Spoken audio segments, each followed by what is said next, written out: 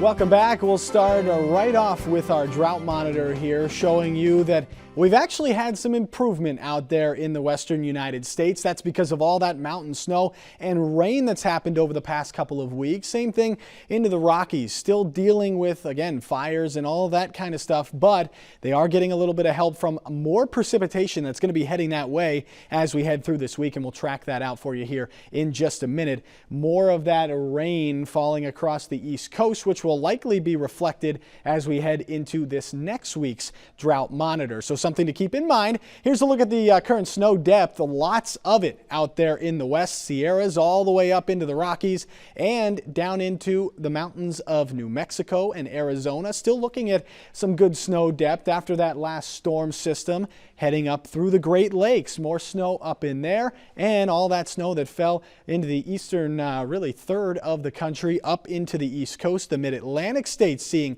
a good amount of snow as we were over the last 36 hours or so. We touched on there in Crop Watch. But look at this. We've got snowfall estimates over the next couple of days. Watch this. We've got another storm system, a clipper system, moving out of the northern part of the Great Lakes. And then we're going to see another storm system pop out of the northwest, drop a lot more mountain snow there in the northern Rockies, and then come out into the plain states where it's eventually going to make a turn up into the eastern part of the Great Lakes and up into the northeast, bringing more snow along with it and rain to the south, something we'll be watching as we head through the latter half of this week. But let's take a look at Tuesday. We've got high pressure in control of a lot of the country after that storm system slid off the coast early this morning. Now back to the west, a couple of storm systems moving their way on through the Rockies. Here comes the one. This is that initial clipper system behind it, reinforcing that cold air.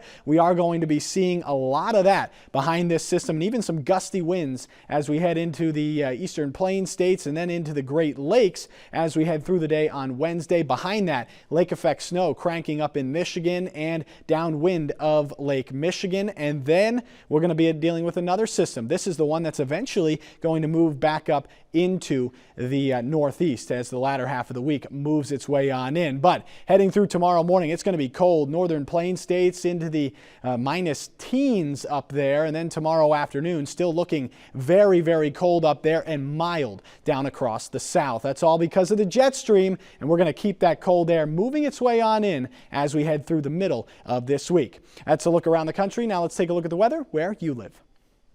Big Rapids, Michigan, mostly cloudy with evening snow showers, a high of 33 degrees. Amarillo, Texas, lots of sun and staying mild, 66.